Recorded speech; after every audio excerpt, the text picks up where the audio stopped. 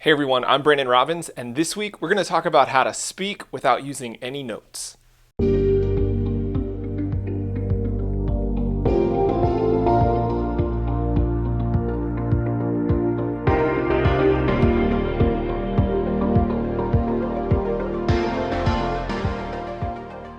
Now, before we get started, if you don't mind, just go down below and click that subscribe button, and then go ahead and click that little bell next to it so you get notified each week when we put out a new video. I want you to imagine for yourself your favorite comedian, or maybe your favorite TED Talks presenter. Or how about I want you to imagine Jesus as he's speaking and as he's giving the Sermon on the Mount. And what is it that all three of these things have in common? It's that none of them are using any notes. You know, there's just something special, something captivating about a person who can get up there and talk for a long period of time and just not have to reference anything, right? But then the question is, how does the average person do that? Right? Do they all just have photographic memories? Do they just have really good memorization techniques? Do they have teleprompters that we don't know about? Like, what is the secret to being able to get up there and really engage people for a long period of time without using any notes? And here's the thing, I don't think this just applies to big presenters like pastors and speakers and people like that.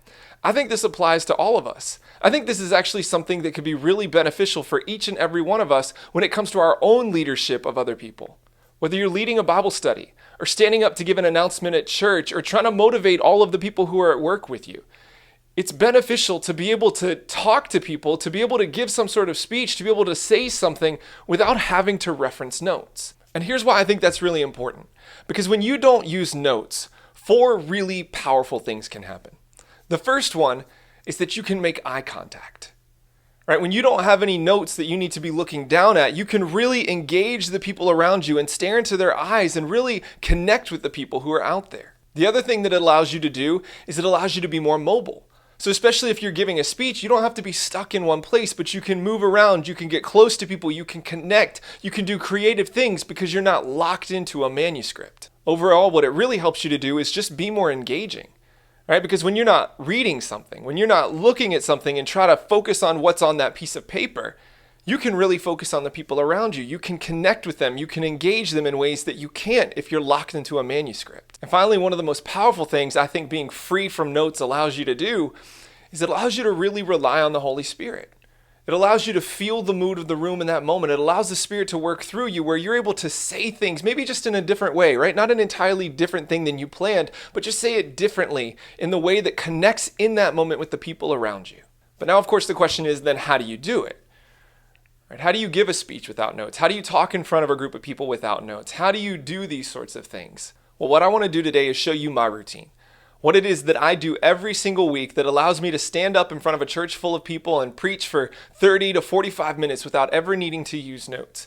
And this routine is just a few simple practices that won't take you anything more than maybe 30 minutes a day, if that, over a few days, that will allow you to learn a whole message where you could talk to people for 30, 45 minutes, maybe even longer, just by using these simple steps. So here's the first step. The first thing you want to do in order to be able to speak without notes is write it all out in advance. Now, I know that I said that this is to help you not have to use notes and to really help you rely on the Holy Spirit, but one of the things I believe is that God's Holy Spirit works in us before we get out there, not just in the moment, right? So that preparation work is really important. And what you want to do is you want to write out everything that you have to say. You want to have all those ideas out there on paper, and you want to do this well in advance, right? You don't want to do this a day before you're planning to speak or just a few days before, but you really want to do this in advance. I'll tell you that I plan out my sermons sometimes 6 months, maybe even a year in advance. And over the year, I'm tweaking them, I'm adapting them for things that are going on in the moment and throughout the year. But I get a lot of that work done in advance. In fact, I'm going to do another video soon that outlines my whole process for planning sermons out in advance, and you want to be on the lookout for that. But whether it's a year full of sermons or just one speech that you need to give, you want to give it some time. You want to plan the whole thing out in advance, at least a week in advance, if not longer. And then once you've written it out, you're going to want to turn it into an outline with at least 3, 4, 5 sections that you can break what you're going to say up into just little pieces, because this is going to make it a lot easier to memorize. Step 2 is what I call the general read through. And this is something I do on the Monday before I'm about to preach. And what I do is I take that outline that I've created and I read through the entire thing. Because the focus in this moment is not so much on memorizing what you have to say, It's on learning it, right? It's getting that information into your mind, allowing it to be fresh. And there's just something beautiful that happens when you take something that's on paper, something that you read with your eyes, and you start speaking it out of your mouth, that somehow that allows that to just get ingrained in your memory. And so just reading through your outline, just rehearsing it in that way is a huge step towards memorizing that speech. Then step 3 is what I call partial memorization. And this is what I do on Tuesday and Wednesday. When I try to memorize a speech or a sermon, I don't try to memorize the whole thing at once. That's just too much for my mind to handle. But what I've learned is that I can memorize half of it. Right? I can memorize half of that message in one day and then the next half the next day. So what I'll do is I'll take that speech that I created and I will break it into 2 halves. And then on Tuesday, I will start memorizing it section by section. And this is why it's so important to have it as an outline. Because what you can do is you can memorize the first section of that outline. And then you can memorize the second section of that outline. And you just take it piece by piece. You read through it, you try to remember what it's going to say, and then you practice that. You practice what you've memorized. And if you mess up, that's fine. You can go back, you can tweak little pieces, but you get that section down, then you go to the next section. And you're not trying to do the whole speech, you're just doing half the speech. And then on the next day, which for me is Wednesday, I go through that whole process again with the second half of what I've written. And I just go through it piece by piece, section by section, memorizing, practicing, until I feel like I've learned it. And I'll tell you, this doesn't take a lot of time. I can usually get through half of a message, which might be 30 to 45 minutes. I can get through that half in about 30 minutes. Right? It takes a little bit of time to read it and get it in my mind, and then it takes the time to actually speak it. But it's really not a lot of investment time-wise to be able to learn that message and memorize it. And then the final step, step 4, is what I do on Thursday, and that's called the full run-through. And the full run-through is where you take what you memorized on Tuesday, and you take that other little half that you memorized on Wednesday, and you just try to go through the whole thing without any notes.